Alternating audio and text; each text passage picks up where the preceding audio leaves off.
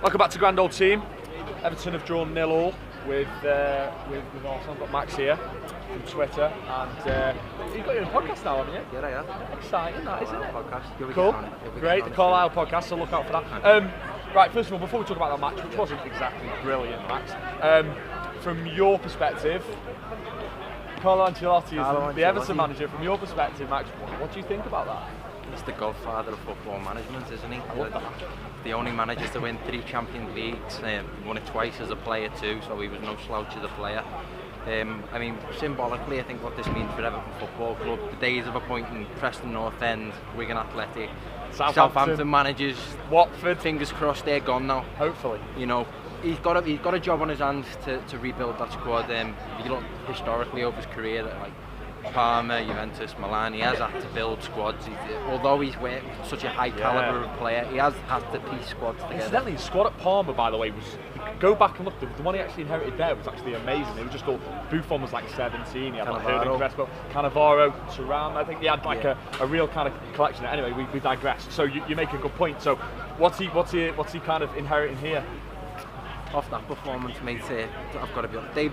It looked like two sides in dire need of new managers, didn't it? It did. You know, you wouldn't be. You know, it looked like they'd had the Christmas party the night before. Maybe the pessimist in me says we should have went on to win that game. They were there for the taking, particularly that defence. You know, David Luiz and Callum Chambers. I think it was. I rate Callum Chambers, but still, David Luiz, press him, he'll fold under pressure. Lad looked tired.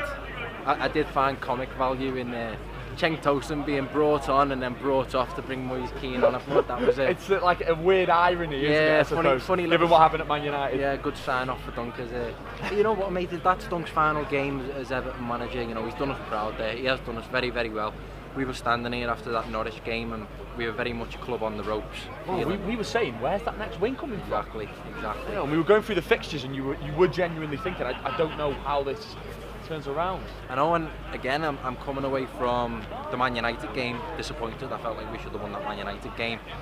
The Leicester Cup game in the week, really disappointing. I mean, if it hadn't been for that lapse where we conceded 2 goals in such a close vicinity, maybe that would be a different story, but same old in the League Cup, isn't it?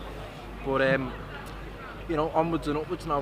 Carlo Ancelotti's our manager, mate. Carlo Ancelotti is the manager of Everton. With the other boys, I've been talking about like the expectation, because I think for me as Evertonians, doing this, I feel like there's a responsibility being like, you know, when you've got a fan channel, you don't want to. The Arsenal Fan TV boys have been getting like sticks and stones thrown out around there, literally as well. So I feel like we have to kind of like, you have to manage expectations a little bit, of course, and we can't get carried away as a fan base now. I'm talking collectively. So for you though, personally, what would you say would be the mark of success for Carlo Ancelotti in the short term? In the short term now until the end of the season. Well, if you look at the teams who are considered the top 6, you know, they're very inconsistent with the form. You know, the optimist in me says, you know, press on, see if we can string a few results together and try and get Europa League. But I'm an Evertonian.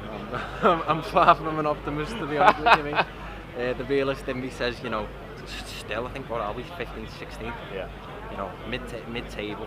You've got just to signs of progress within the way that we play, I suppose. Yeah, definitely, and I think if he can, you know, put a blueprint on the formation for a start too, starting, you know, players who looked a bit out of sorts, so Sigurdsson and Iwobi, if they can start having, you know, a consistent influence over the side, that'll be telling in the long term as to who's going to be used and who's not. Because, you know, as we're seeing, I do think there is another kind of gradual overhaul on the horizon. Yeah, I think you're right. And just in terms of today, it wasn't the best.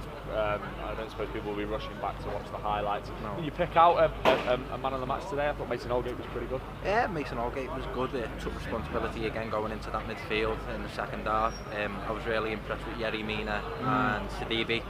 I think you know, they shouldered their defensive responsibilities exceptionally well. Sidibe caught out a few times, as he tends to. But, you know, as I was Gallivant, saying, yeah, they did an exceptional job of keeping Aubameyang with his back to goal rather than running through. And they brought him off.